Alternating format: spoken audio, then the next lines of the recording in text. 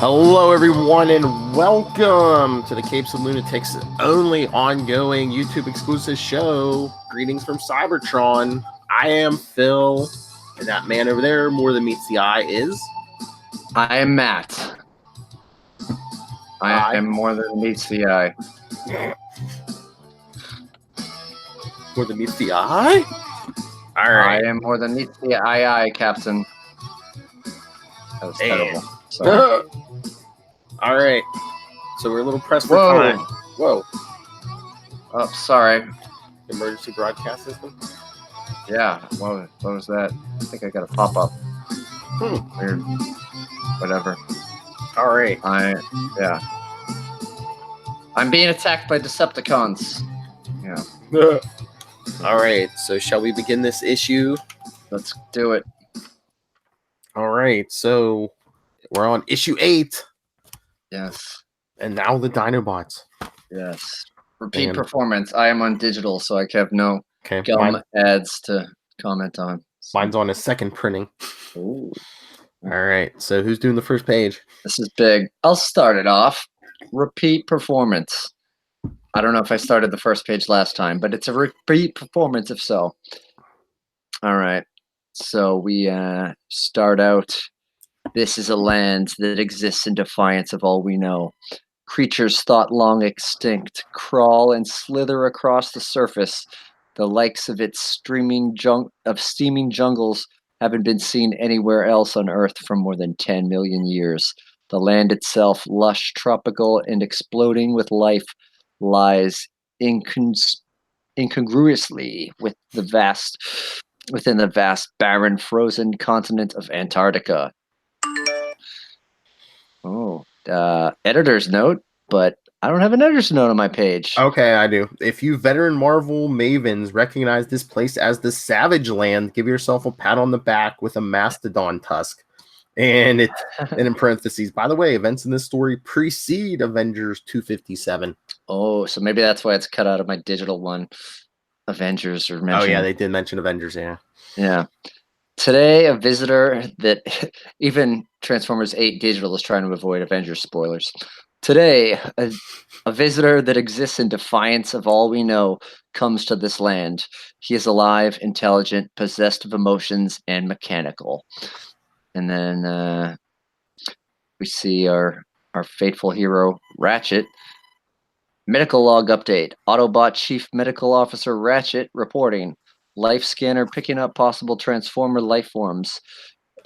Distances this is 3.2 distant units away. Investigation is proceeding as. And turn the page, and Ratchet receives a visitor in the form looks like must be a giant snake considering how big he is. Pretty big. Must be an anaconda. Don't want none. But Ratchet says, "What's this?" as it tries to wrap around his head. I really have the time to find out what you want, tubular carbon-based life form. Damn. Could you please find someone else to talk to? And then it's hissing at him. He says, "Listen, I've already told you nicely to leave. Perhaps a small blast from my laser scalpel will get my message across more convincingly." It's a zap. And it dives back into the water. Pushy creature, that tube thing, but curious. But no. I cannot stop to familiarize myself with it. There must be no delay in completion of my mission. As his MARB, Mobile Autobot Repair Bay, continues its glide above the forest floor, Ratchet's thoughts drift back to the harrowing events of the last 24 hours that brought him here to the bottom of the Earth. And then we flash back. He remembers his return to Mount St. Hilary, the volcano in which the Autobot spacecraft, the Ark, crashed 4 million years ago. You see him looking at pieces, thinking the enemy Decepticons may have captured the Ark, but the guards have left their posts now. Now's my chance to go in. But inside, his worst fears were realized when he sees the Autobots hanging from the ceiling. The Autobots imprisoned and operative. Even with all my medical skills, I couldn't begin to repair them before the Decepticons discover me. But Optimus Prime, he's not among them. but his head now detached from his body. Optimus Prime was soon found to be captive as well. However, his own helplessness in no way diminishes his resolve. And you see his head amongst the tangle of wires. Put aside your grief, Ratchet. Now is the time for valor. Although doubting his own abilities as a warrior, Ratchet agreed to fight the Decepticons, even if it meant fighting them alone. And then you see him doing battle. However, with Megatron. However, the murderous Megatron, former leader of the Decepticons, easily overpowered Ratchet moments later. Only Ratchet's promise of defeating Shockwave, the new Decepticon leader, in exchange for his and the other Autobots' freedom, stopped Megatron from destroying Ratchet right then and there. They bound their pact by performing the sacred Cybertronic ritual of the Rite of Oneness. Sounds like they meditated together, but they really just shook hands. Whoever first breaks the bond gives his life in forfeit. No Autobot has ever broken the bond, but Megatron is no Autobot. That's what Ratchet's thinking. Yeah, that's right. So, using a small shuttlecraft from the Ark, Ratchet immediately left Mount St. Hilary. As he's thinking, the Ark's records indicate it sent 5 Autobot warriors, the Dinobots, to defeat Shockwave when he first arrived on Earth 4 million years ago. I think their name was the Dinobots even before the Ark turned them into dinosaurs. That would be curious. Yeah. Since Shockwave hadn't been heard from until recently, they were probably successful. My only chance is to locate them so I can hopefully find out what they did to him and do it to him again. The Dinobots tracked him here, Antarctica. Megatron still bothers me, though. Trusting him doesn't seem a particularly wise course of action. And they show him coming out of the shuttle. And using this alternative to escape is no alternative either. He still holds my comrades. I must think like a warrior, as Optimus Prime instructed me. I must think of a third option. But Ratchet's recollection is interrupted when, readings show the presence of Transformer life forms. This is the place to dig. But meanwhile, Mount St. Hilary, Cascades Range, Oregon. Also, it should be noted that this is not in icy Antarctica, so it's either in the summertime or pre-ice age. I don't know. Well, the Savage Land there has like alien machines keeping it warm, and I think that's why it said it's before Avengers 257. Because I think Terminus, our buddy from the Quantum Zone, wrecked some machinery, so that's when the ice and snow come back in. So there you go. A little Capes and Lunatics editor's note. I don't remember what episode of the Quantum Zone. Just look small. And then and we see Shockwave jumping down, transforming in front of Megatron. Do I get to use ass? I like to do it too. I know, me too. Where the jet thrusters of a giant alien space gun intrude upon the surrounding forest stillness. Megatron, have you prepared the prisoner for transport? Megatron, yes, Commander Shockwave. The two enter the Ark. Megatron says, I have done everything you have asked.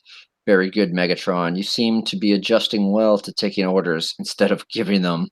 I'll just rub it in. I have calculated only a 27.6% chance that I wouldn't have had to destroy you by now due to an act of insubordination. I may have to revise that figure upward, but that shall have to wait. Now is the time to take Optimus Prime to the jet assembly plant I appropriated from the humans. There I shall use the creation matrix program within Optimus and the facilities of the plant to continue the manufacture of a new generation of Decepticons. Then our conquest of this planet and its energy resources can begin in earnest. I leave now. Continue to guard the Ark, Megatron. Megatron, not happy, grinning through his teeth again. I obey your order, Commander, thinks to himself, and I advise you to cherish it. If all goes according to plan, it may be the last order you give to me. Dun, dun, dun, dun. But meanwhile, back in the swamp. Didn't we drain the swamp? Anyway, the earth fact found in my memory banks, Ratchet says, calls this liquid a tar pit. But it's so thick and viscous vicious. It may take days for this high pressure displacement hose to uncover a Dinobot. Then he says, I spoke too soon. I believe I have, to use another expression for my Earth fact foul, struck gold. Black gold, Texas tea. After further excavation and the arranging of an energy fence to hold back the tar, Ratchet begins his examination. Medical log update. Should read this like Shatner. According to the ARC, this one is codenamed Slag. Attempting to revive him is complicated and may cause serious damage. So I'll first use my laser scalpel to get inside his head.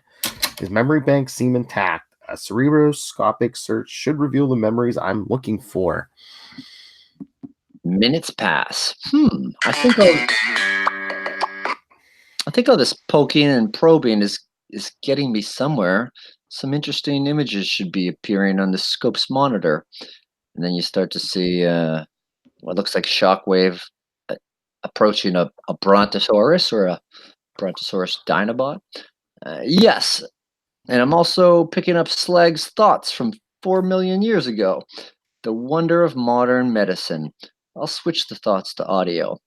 The Ark was a mess from the crash, and it wasn't much later when Shockwave arrived hunting for us.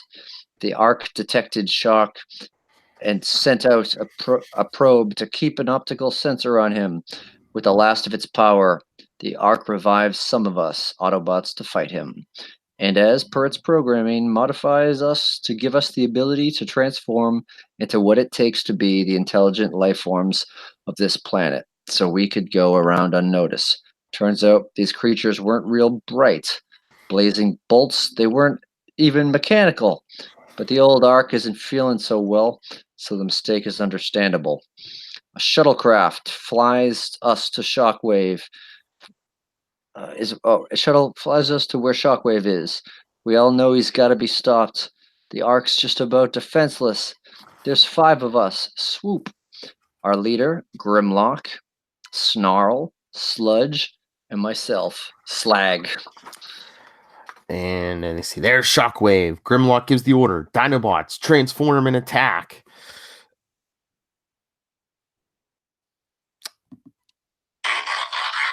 We all come at him at once, and it's more than that one-eyed scraphead can handle. Swoop dive bombs him, Snarl tail blasts him, I burn him, and then Grimlock clamps his jaws around Shock's gun arm.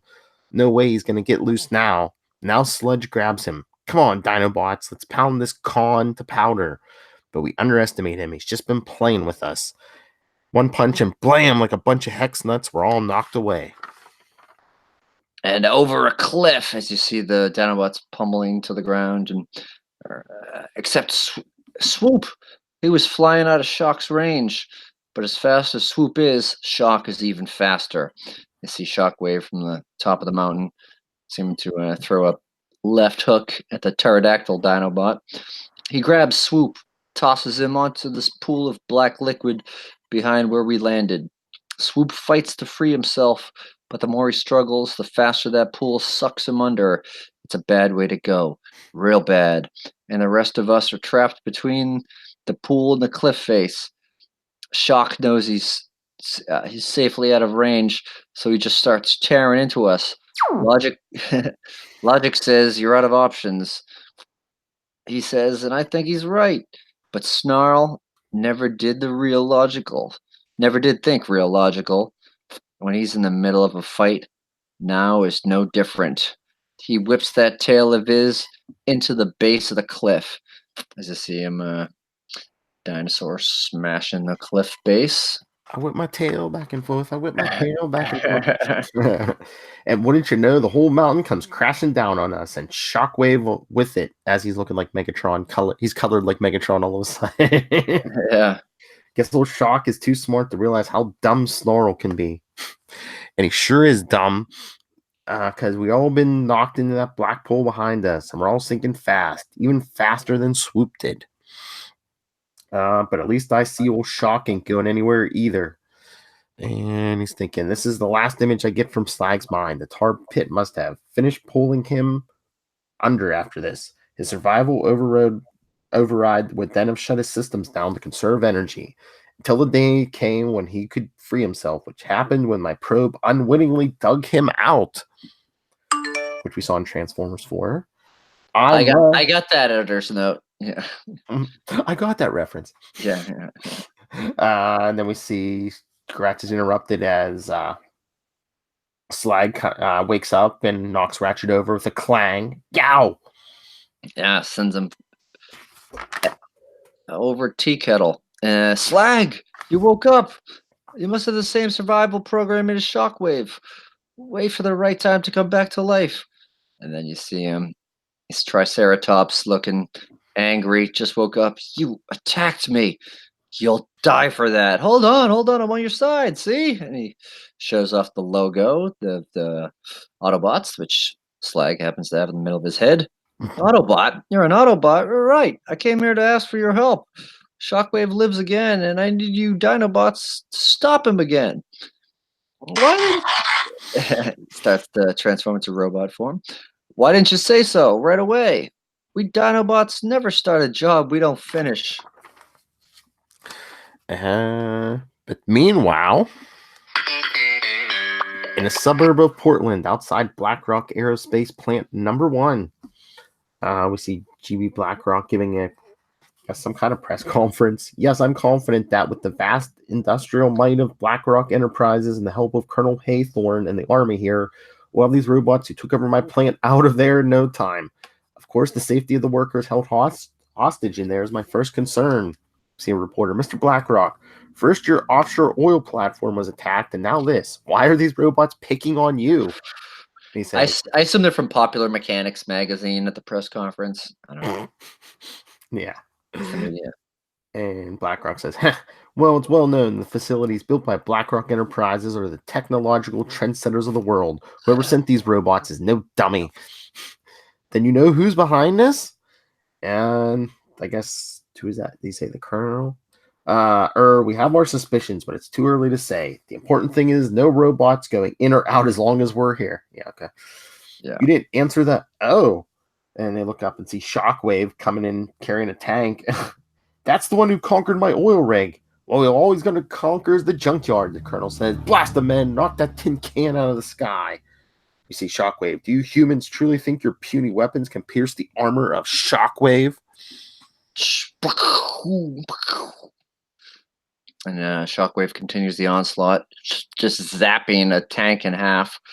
If a lesson on fourth order tensile strength coefficients of nuclear hardened steel could make you realize the futility of your actions, I would instruct you. But the only thing that primitive minds like yours can understand is raw power. And then you see BlackRock. Colonel, please stop shooting. These shells are like bouncing off of him like ping pong balls. My workers inside the plant could get hurt. Cease fire, the Colonel yells. And the reporter, the forces here are apparently insufficient to stop these robots, Mr. BlackRock. What is your reaction, Mr. BlackRock? Just stays in the pocket, keeps with the, doesn't abandon her post. That's Pulitzer Prize stuff right there. Meanwhile, this must be not inside the Ark, but inside where they've co-opted. Is the assembly plant properly prepared, Soundwave? Not quite, Commander Shockwave. These humans are far less efficient workers than the mechodrones we used back on Cybertron. They must be made to understand that if they operate inadequately, they shall be scrapped and replaced. I have no time to deal with their design failures. Now with Optimus Prime's head here, my work must proceed. Already I have tapped his programming, the creation matrix, to begin the 6 new Decepticon lives within these protective casks that sit before him. With this assembly plant, I shall manufacture bodies to encase these 6, and this shall begin the next generation of Decepticons. All right. And elsewhere inside the BlackRock Chronic Care Institute, we hear news reports saying where the mysterious giant robot successfully breached the military cordon surrounding the aerospace plant.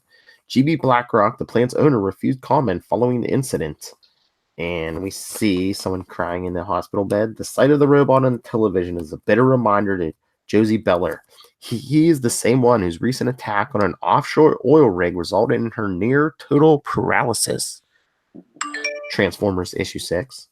She used her computer genius to design that rig as well as the aerospace plant and many other facilities for her employer GB Blackrock. Now she's designing something else. Her right arm is nearly useless. She cannot move or lift it on her own. She can, however, use her electronic keypad and the BlackRock provided robo-assembly units to find a way around her handicap and perhaps a means of exacting revenge. Yeah, as you see it, kind of cyber hand. She's got this glare on her face. And then elsewhere inside the Ark, Megatron's just chilling. He's got his legs crossed, hand on his chin, just thinking, believing, even for the briefest moment, that a craven coward like Ratchet could defeat Shockwave was purest folly. My hopes were raised for nothing. And now he's almost certainly run away to save his own worthless existence. I should have crushed that medical moron while I had the chance. At least that would have been satisfying. And then Ratchet shows up on the screen. Megatron! Hey, Ratchet! You certainly are full of surprises. I never thought I'd hear from you again. I have to tell you, Megatron, I am relaying this... Oh, sorry. I am relaying this video transmission via my shuttlecraft. As you see, it shows Dinobots attacking Shockwave, bringing him down and finally defeating him. I am greatly impressed, Autobot. You surprised me again. We will meet at the predetermined place to complete our bargain. Agreed. I must admit, Autobot, I have vastly underestimated you. I thought you incapable of such a feat. And then you see Ratchet thinking to himself, but I've not underestimated you, Megatron. I know exactly what you're capable of. And then a short time later, after Ratchet is changed to his ambulance mode, he's pulling up, looks like a ski place. Megatron and I agreed to meet here atop this mountain so I could be sure that he left the Ark before I reclaimed it. Hopefully this precludes him from putting the Autobots left hanging in the Ark in any danger. I just wish I could say the same about myself. And we see a bunch of skiers. Looks like one's hurt, and one of them says, "Hey, look, someone must have known you were skiing today, Elliot. They sent an ambulance." And the hurt guy's like, "Funny, Casey, very funny." And Ratchet's thinking, the activities of these humans never cease to intrigue me. And he's like, perhaps if all goes well, I can return here later and find out why they use pairs of narrow boards to seemingly traverse aimlessly across the moist white powdery surfaces. How foolhardy as he's transforming. I would think it would cause them rest spots. Oof. Oh, silly Autobot. Suddenly, you see Megatron appears. Welcome, Autobot. Welcome to your doom, Megatron. But first, I do not want to appear ungrateful. Thank you for fulfilling your part of the bargain. Too bad I never had any intention of doing the same. And you see the skiers behind Ratchet. Sue, I think we took the wrong trail. No kidding. What are those? Megatron starts to arm his rocket launching appendage. You suffer from the same flaw as the rest of your Autobot ilk. You are not a true warrior. A warrior thinks like a warrior. He finds a way to fight his enemy, not a way to trust him. But being a warrior is a claim you never made. All you say about me is true, Megatron. Until now. And you see, out of the snow, Dinobot just really confronting Megatron, shaking him up. What? And then they're all surrounding Megatron, and Ratchet says, I may lack your credentials in the ways of war, Megatron, but I'm no fool. I was sworn to uphold our pact. But I knew you would violate it, so I led you to believe Shockwave was defeated by transmitting images of the Dinobots defeating him from 4 million years ago. Talk about your reruns. Yeah. Good thing there's no time code on that. Meanwhile, I sent them ahead to lie in wait for you here, buried under this white powder. So when you broke the pact by threatening to kill me just now, I was prepared to fight back. And Megatron, you will die for this, Autobot. And the people, they'll never believe us back in the lodge. If we get there, Megatron's like, you will all yarg as the Dinobots attack him. You said enough, Big Mouth. Yeah, we Dinobots ain't much for talking. We like action. And the skiers are freaking out as they watch the assaults. Megatron very displeased. Enough! You surprised me, man. You were surprised me again, Autobot. This time with your treachery. The time for surprises is over. As he throws a left hook at one of the Autobots, bonk right in the jaw, and then Swoop, the pterodactyl, comes down, but he gets shot. Raising a legion of Autobots from the dead will make no difference. My power is without equal. He's swinging for the fences, punching Dinobots left and right. All fall before the might of Megatron. So much for your so-called battle plan, Autobot. And then jaw dropped Ratchet's thinking, he knocked them all aside as if they were still inoperative. And he's thinking, I just can't stand here and wait for the Dinobots to revive and launch another attack. Megatron's standing on the edge of the cliff, says, come, Autobot, prove you're a warrior. Fight like one. Ratchet's like, he's right. Thinking's not enough. I must be prepared to fight like a warrior, even die. And he runs at him and tries to give him the old shoulder block. Brang! And falls backwards. Huh? You didn't budge a micron. Megatron, ha ha ha. You were willing to carry us both over this cliff to our very doom, Autobot. Very admirable. You are a fool, but it is still an honor for me to now destroy a warrior as brave as... No! As you see Megatron tumble off the ledge with a crack. So I think that Ratchet kicked it with his feet. It's kind of, or maybe that's just the way it broke. But he says the stress, yeah. Yeah. Although Megatron was able to absorb the shock of Ratchet's charge, the force of the blow reverberates in the ice ledge on which he stands, and so it cracks, and he falls, transforming and shrinking to his gun mode as he does, in the desperate hope that in the smaller, lighter weight form, he will better be able to survive the awesome impact of his body to the ground far below. And he lands, poof, in the snow, but the pieces of the rock are still falling all around him. Swallowed by the soft snow, Megatron is seen no more. Until issue 13. And Ratchet and Dinobots are looking over the cliff, and Grimlock says, good work, Doc. Why'd you need us here? Ratchet, I guess because I didn't think I could do what I just did. And who's that?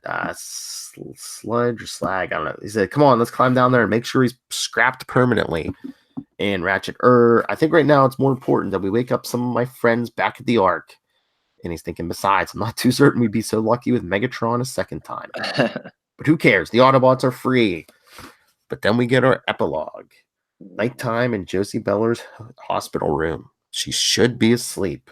She's not. So we see her throwing like a energy blast from her hand. And she thinks, I think I'm ready to check out of here.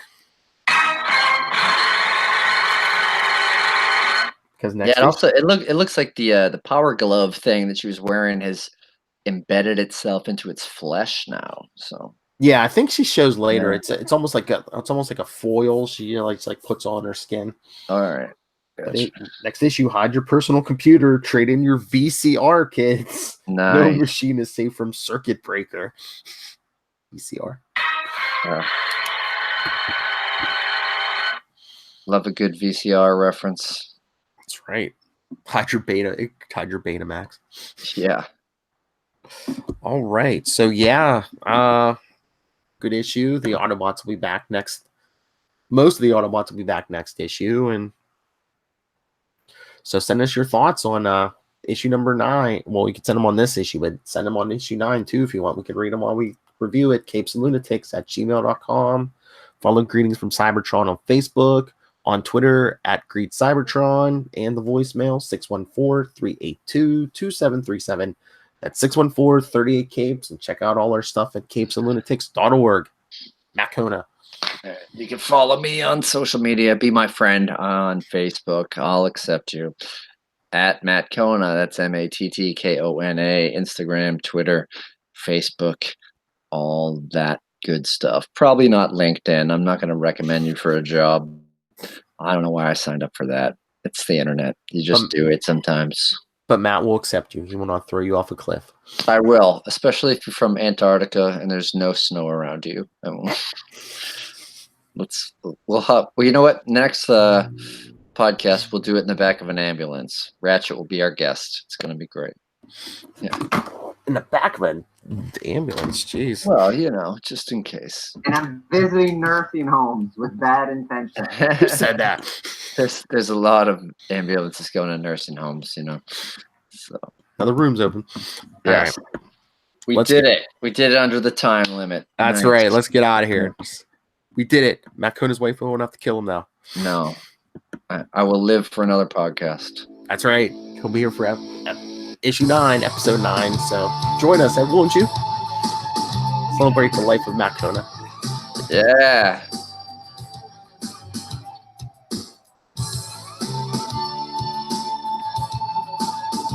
And again, send your thoughts and heck, send us what you have any good Transformers memorabilia or any toys.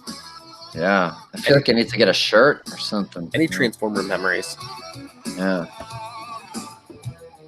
Tell us why you're the #1 fan.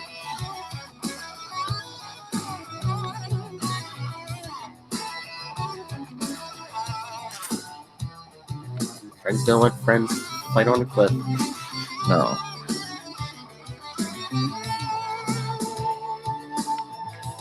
But join us next time, everyone. Until then, Autobots, roll out.